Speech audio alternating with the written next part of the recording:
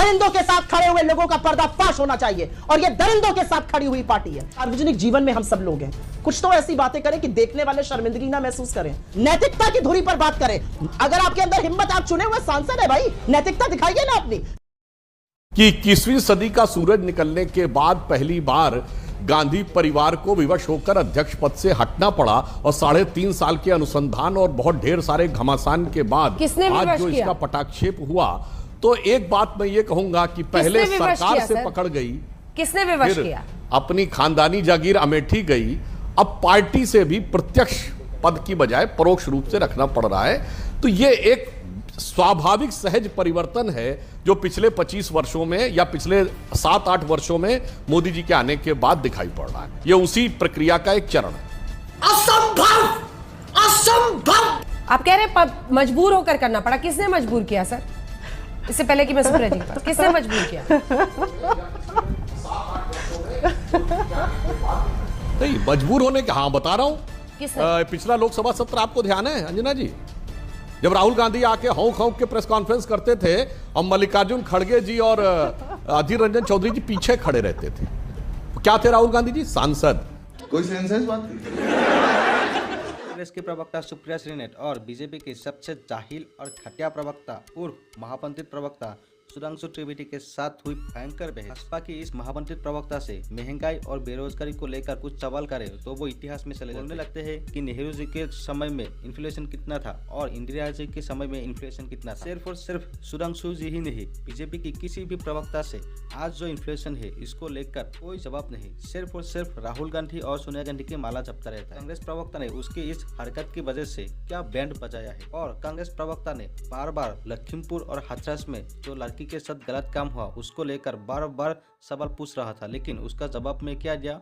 वो लोग 14 साल की सजा काट कर आए हैं, जैसे लगता है कोई बनवास काट के आए। इसी बात को लेकर दोनों प्रवक्ताओं के बीच हुई तीखी बहस। जानने के लिए देखिए पूरा वीडियो। अगर आप लोगों को ये वीडियो अच्छा लगे तो वीडियो को लाइक करके चैनल को सब्सक्राइब करिएगा जरूर। अब आगे वीडियो। चलिए ठीक है, सुप्रिया जी उनकी बातों का भी जवाब दीजिए। फिक्स्ड मल्ल युद्ध कह रहे हैं वो इसे। अंजना जी, एक बात तो है, आपका एक साधुवाद देती हूँ। कभी कभी दिन में आप थक जाते हैं, एंटरटेनमेंट खूब रहता है। आज सुधांशु जी ने डिसाइड किया कि वो एंटरटेनमेंट करेंगे, मतलब हमारे अध्यक्ष के चुनाव के लिए भी श्रेय मोदी जी को दिया जाएगा। ये तो भाई गजबे बात है। कांग्रेस के अध्यक्ष का चुनाव हुआ जो भारतीय जनता पार्टी ने कभी नहीं किया अपनी पार्टी में, उसका श्रेय भी ये मोदी जी को देंगे। मतलब मुझे हंसी आए या इन लोगों की सोच पर तरस आए, वो अपने आप में एक बात है, लेकिन वाकई में सच में हंसी आ रही है। और थैंक यू हंसाने के लिए। सुधांशु जी थोड़ा थक गई थी आज, सुबह से थोड़ा व्यस्त थी, अच्छा लगा आपने हंसाया खूब। मैं तो भारतीय जनता पार्टी से ये पूछना चाहती हूँ, और क्योंकि थोड़ा आज अच्छा माहौल है, थोड़ा अच्छे सवाल पूछ लूं। आज मैं मैसूर पाक और काजू कतली खाकर आई यहाँ पर खड़गे साहब के, हम लोग गए थे मिलने के लिए। अरे कभी तो सुधांशु जी भी वो मीठा खाएं जब इनके आज कोई चुनाव जीते। कभी तो उंगली पर ये वोट का, अपने मताधिकार के उपयोग का निशान सुधांशु जी के भी हाथ पर हो। कौन सी इकाई वोट दे देती है, कैसे चुनाव हो जाता है, किसी को पता ही नहीं चलता है। समझ रहे हो आप? और आकर हम पर पत्ते कसेंगे। वीडियो एक चला था, वीडियो तो नहीं दिखा के लोगों का टाइम वेस्ट करना चाहूंगी। ये पिक्चर है, एक हाथ है अमित शाह जी का, किसकी बाह पकड़ रहा है? जेपी नड्डा जी की। अमित शाह जी जेपी नड्डा जी को खींचकर रास्ते से बाहर कर रहे थे कि वो कहीं फोटो फ्रेम में प्रधानमंत्री और उनके ना आ जाए। ये वीडियो सर्वविदित है, सबने देखा है, गूगल पर जाकर डालिएगा अमित शाह पुलिंग नड्डा हैंड, ये आ जाएगा। कि इस तरह की बातें करना जब आपका आंतरिक लोकतंत्र और आपका आंतरिक रिमोट 1.5 लोगों के हाथ में है, आपको शोभा नहीं देता है। हमने और गर्व से सीना ठोककर, ताल ठोककर कहती हूं, चुनाव कराया है। जिस दिन अपनी पार्टी में लोकतांत्रिक तरीके से चुनाव करा लीजिएगा, उस दिन बात करिएगा। गजब बेइज्जती है कि आपकी पार्टी तो ना ही बोले, 1.5 लोग वो कह रही हैं, 1.5 लोग फैसले लेते हैं आपकी पार्टी पर। अरे भाई, ये हमारे यहाँ के बारे में बड़ी जानकारी रखती हैं, अपनी पार्टी के बारे में जानकारी नहीं रखती हैं। हमारे बारे में फोटो दिखा रही हैं, अपने जमाने में तो वीडियो है, पर्ची फाड़ फाड़ के फेंके दे रहे थे। भूल गई आप? ये क्या है? वैसे एक बात बताएं अंजना जी, जब जब चुनाव होता है तब तक वो बिखरा होता है। हाँ, आप जो वीडियो दिखा रही, मैं उसका भी जवाब देता हूं। उस समय हमारे प्रधानमंत्री मोदी जी थे, राष्ट्रीय अध्यक्ष अमित शाह जी थे, नड्डा जी महामंत्री थे। तो स्वाभाविक सी बात है कि राष्ट्रीय अध्यक्ष और प्रधानमंत्री जी रहेंगे। आज आप जाइए तो नड्डा जी और उनकी होती है। कोई बात नहीं, हम तो चूतिए हैं। ये वो यात्रा कर रहे थे अभी, और देखा था खड़गे जी पीछे खड़े होके, अभी तथा कथित भारत जोड़ो यात्रा में खड़गे जी पीछे खड़े होके बोलते थे और ये आगे बैठे थे। उस समय भी खड़गे जी नेता प्रतिपक्ष राज्यसभा थे और ये थे। इसलिए हमें पता है, देखिए क्या है, खड़गे जी ललकार रहे हैं जिसमें 137 साल में कोई 20 साल, बताइए। 3 बातें उनकी सुन लीजिए, आप इस पर जवाब दीजिएगा, अपनी बात पूरी कीजिएगा। 3 बातों पर वो ललकार रहे हैं। वो कह रहे हैं अगर चाय वाले हैं तो मैं मजदूर का बेटा हूं, बेरोजगारी सबसे बड़ा मुद्दा, नफरत की राजनीति सबसे बड़ा मुद्दा। मल्लिकार्जुन खड़गे, क्या बात है, क्या बात। देखिए मल्लिकार्जुन, अरे बिल्कुल ठीक से देखिए अंजना जी, मल्लिकार्जुन खड़गे जी अध्यक्ष बनने के बाद पढ़ रहे थे अपना बयान, पढ़ रहे थे लिखा हुआ बयान। अब वो किसने लिखा था ये भी जरा अनुसंधान कर देना चाहिए कि राष्ट्रीय अध्यक्ष जो इतना सीनियर नेता प्रतिपक्ष, लोकसभा इतनी बार का सांसद और इतना वरिष्ठ। अच्छा, आपके हिसाब से किसने लिखा होगा? हम कब कह रहे हैं? हमें तो इनकी तरह नहीं, कांग्रेस में सबके बारे में कहते हैं कि वो लिखा हुआ पढ़ते हैं, सब कुछ पता है। अरे सुधांशु जी, आप तो कहते हैं कि कांग्रेस पार्टी में सब, सोनिया जी हो, राहुल हो, सब आप कहते हैं कि लिखा हुआ पढ़ते हैं। पार्टी बदल लिया साला। नहीं तो मैं तो कह रहा हूं ना, अब तो ये साबित हो गया ना। देखिए मल्लिकार्जुन खड़गे जी को मैंने राज्यसभा में देखा है, वो लिखा हुआ नहीं पढ़ते हैं। अब क्या करें, अब जब से अध्यक्ष बने, राहु काल का प्रभाव आया, तो अब तो कोई लिख के देगा, वही पढ़ना पड़ेगा। अरे कहना क्या चाहते हो? फाइनेंस मिनिस्टर जब टॉप इंडस्ट्रियलिस्ट से मिलती है तो ये क्यों कहती है मेरे बस में कुछ नहीं है, सामने साउथ ब्लॉक चले जाइए। सारे मंत्री ये क्यों कहते हैं भाई फाइल वहां से वापस आ जाने दीजिए। किसका आदेश चलता है? एक आदमी का। और उस एक आदमी का आदेश चलने का नतीजा है कि रुपया 83 के पार कर गया। वाह मोदी जी वाह, शुक्रिया, थैंक यू मोदी जी। रुपए को शतक लगाने वाले पहले प्रधानमंत्री आप बनिएगा। मुझे क्रेडिट नहीं चाहिए। यह अलग बात है कि रुपया कमजोर नहीं हो रहा है, डॉलर मजबूत हो रहा है। आप सबसे खराब प्रधानमंत्री नहीं है, बाकी आपसे बेहतर थे। ऐसे ही बातें करती है निर्मला जी। बात तो सही है। देखिए अंजना जी, सबसे पहले तो भारतीय जनता पार्टी डिसाइड कर ले कि उनकी लाइन क्या है। पहले ये क्या कहते थे जब हमारी चुनावी प्रक्रिया शुरू हुई थी? अरे सब ढकोसला है, कोई चुनाव नहीं होगा, अंत में राहुल गांधी अध्यक्ष बन जाएंगे। फिर इन्होंने एक नया शुरू किया, राहुल गांधी सोनिया जी रहेंगी 2024 तक, कुछ नहीं होने वाला है, कांग्रेस में कुछ नहीं होने वाला है। फिर इन्होंने कहा कि ये ऑफिशियल कैंडिडेट आ गए, वो भी गलत। फिर ये कहते थे राहुल जी तो यात्रा करेंगे ही नहीं, 10 दिन बाद आ जाएंगे। अब इन बेचारों के पैरों के तले से जमीन खिसक गई है, क्योंकि लोग मिल रहे हैं, लोग बढ़ रहे हैं, जन सैलाब बढ़ रहा है। इन बेचारों को समझ में नहीं आ रहा है कि क्या करें, तो आन तान जो आ रहा है बोल रहे हैं। हिपोक्रेसी की भी सीमा होती है। गुजरात में एक औरत के घर के 14 लोगों की हत्या और गैंग रेप होता है। एक ऐसे बच्चे की हत्या कर दी जाती है जो 2 दिन पहले जन्मा था, उसका नाम तक नहीं था, सीबीआई रिकॉर्ड्स में उसका नाम अज्ञात शिशु रखा गया। 3 साल की बच्ची का सिर पटक के फोड़ दिया जाता है और प्रधानमंत्री के मुंह से एक शब्द नहीं निकलता है। और ऐसे दरिंदों की रिहाई अमित शाह के इशारों पर होती है, उनकी स्वीकृति से होती है। शर्म कर, शर्म। ऐसे संस्कारी लोगों को, जिनको आप संस्कारी बुला के कानून के पीछे छिपते हैं, जब वो पैरोल पे बाहर आते हैं 2020 पर, तो एक औरत का यौन शोषण कर देते हैं। ऐसे संस्कारियों को की जरूरत है आपको चुनाव लड़ने के लिए और चुनाव जीतने के लिए। लानत है ऐसे चुनाव पर और लानत है ऐसी पार्टी पर। ये हुई ना बात। उस लड़की का के साथ न्याय होना चाहिए, दरिंदों के साथ खड़े हुए लोगों का पर्दाफाश होना चाहिए, और यह दरिंदों के साथ खड़ी हुई पार्टी है।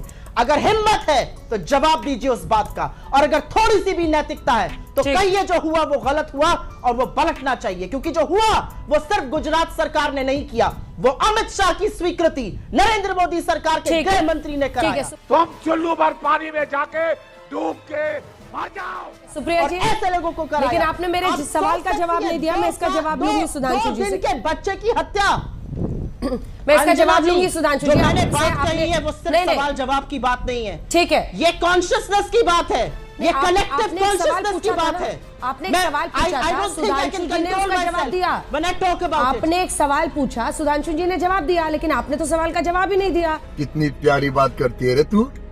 आपको लगता है कि चुना हुआ प्रधानमंत्री इस दरिंदगी पर चुप रहेगा और हम भी चुप बैठ जाएंगे? मैं तो सवाल उठाऊंगी और सीना ठोक के उठाऊंगी और किसी से डरती नहीं हूं सवाल उठाने में, कोई कितना भी फोन करके डरा ले। मैं डरती नहीं हूं, मैं आज भी पूछती हूं, जो गुजरात में हुआ वो गलत हुआ। प्रधानमंत्री की साख पर कालिक पोती गई है, प्रधानमंत्री को उस पर बोलना चाहिए।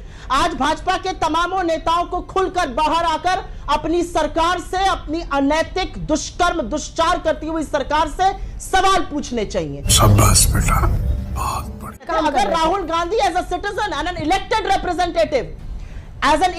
रिप्रेजेंटेटिव अगर उनको लगा उनकी सरकार ने कुछ गलत किया है, तो इतनी नैतिकता थी उनके अंदर कि उन्होंने सवाल पूछने की हिमाकत और हिम्मत दिखाई और उसका प्रतिकार किया। क्या आज सुधांशु त्रिवेदी राज्यसभा के सांसद हैं, प्रवक्ता हैं, बड़ी बड़ी बातें करते हैं, क्या ये आज आंख में आंख डालकर नरेंद्र मोदी और अमित शाह से पूछ सकते हैं कि क्यों इतनी अराजकता है? जिस कुर्सी पर कभी सरदार पटेल बैठते थे, वहां पर गिरोह किसका? हत्यारों को संरक्षण और बलात्कारियों को संरक्षण देने वालों का हो गया। जवाब दीजिए सुधांशु जी।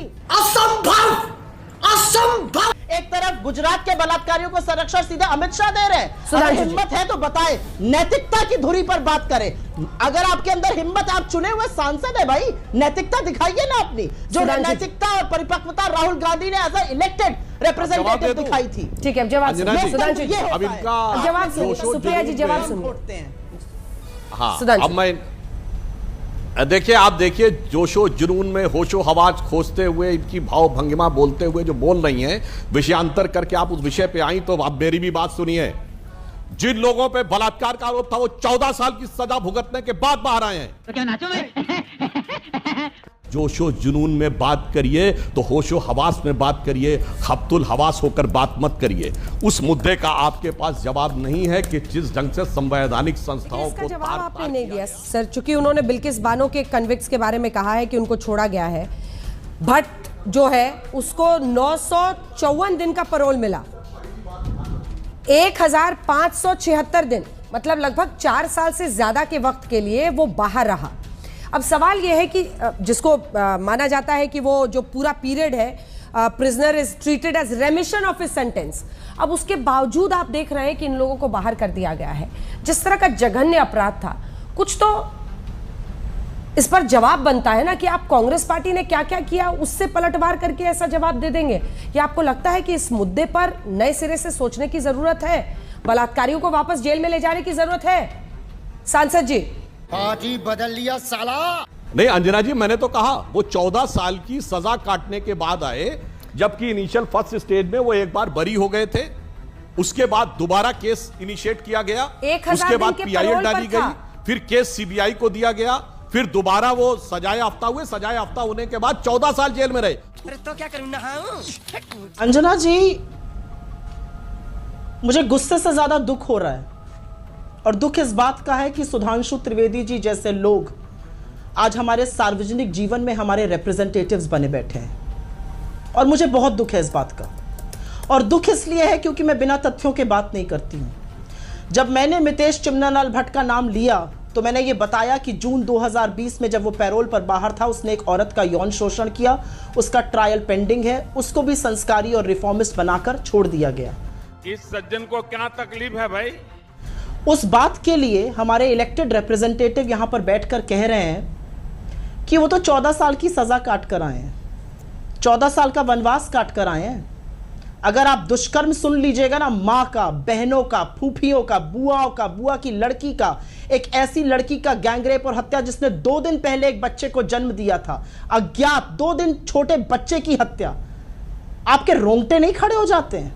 कौन है ये लोग, कहां से आते हैं? आप व्हाटअबाउटरी करिएगा मुझसे यहां पर, किस तरह की बात करते हैं। सार्वजनिक जीवन में हम सब लोग हैं, कुछ तो ऐसी बातें करें कि देखने वाले शर्मिंदगी ना महसूस करें। राम रहीम को आपने पैरोल पर क्यों छोड़ा है? क्योंकि चुनाव है। बलात्कारियों को क्यों छोड़ा गया रेमिशन पे? क्योंकि चुनाव है। क्या करेंगे हम लोग ये चुनाव जीतकर? आप हिंदुस्तान की लड़कियों की आंख में आंख डाल सकते हैं?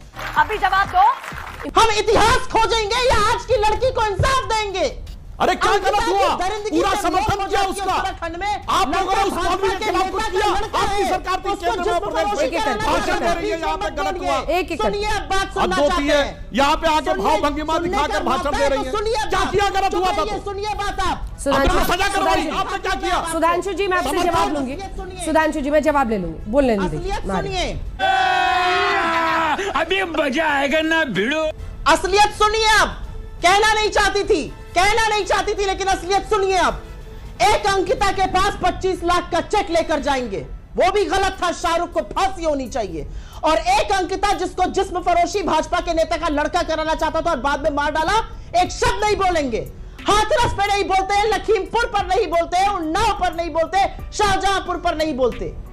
मैं तो कहती हूं राजस्थान में अगर कुछ होता है गलत होता है, लेकिन पुलिस एक्ट तो करती है। हम वोटर बाउंड्री करते हैं यहां पर आकर। अरे आंख में आंख डाल के लड़कियों की बात करने लायक हम रह गए आज। सोचा है आपने कभी? सही पकड़े हैं। क्या बात करते हैं सुधांशु जी? आप एक एमपी हैं, एक सांसद हैं। क्या है चुनाव लड़ने का मतलब आज देश में? हम बलात्कारियों की परेड करा के आज चुनाव लड़ रहे हैं? क्या कहते हैं आप? आपको देश की लड़कियों से मतलब नहीं है? ये हिंदुस्तान की नागरिक है ये लड़कियां। चलिए सुधांशु जी अब क्या जवाब बहस दीजिए। कर रहे हैं हम लोग? तुम्हारे जैसे लोग इस देश के लिए श्राप है। बोलिए, प्रधानमंत्री ने कभी भी पेटीएम या रेल जियो का ऐड नहीं किया था फुल अब पेपर देखिए पर। मैं एक बात जो बताना आपके चाहता हूं, प्रधानमंत्री अगर इनको जवाब इतना गुस्सा आ रहा है टाइम खत्म हो रहा तो है। क्यों अशोक गहलोत तो बतौर मुख्यमंत्री कहते हैं कि 56% लड़कियां झूठ बोलती है बलात्कार के मामले में, चाहिए आपको। बलात्कारियों के पक्ष में बोलते हैं। आपका मुख्यमंत्री है, सार्वजनिक जीवन में ये नहीं आता है। शर्म आनी चाहिए आपको कि आपके मुख्यमंत्री बोलते हैं जिस राज्य में सबसे ज्यादा बलात्कार होता है, यहाँ आकर ये भाव भंगी मत दिखाइए, फैक्ट पे जवाब दीजिए। उठा के बाल्टी मारेगा, साला पानी नहीं मांगेगा। 2 लाइनें सुधांशु जी। की रिपोर्ट हाईकोर्ट में सबमिट है। उन 5000 हिंदू और क्रिश्चियन लड़कियों के लिए कोई सिर्फ 2 लाइन। सहानुभूति नहीं है, इमराना के लिए कोई सहानुभूति नहीं है। आप दोनों का धन्यवाद हमारे साथ जुड़ने के। ठीक है, हो जाएगा।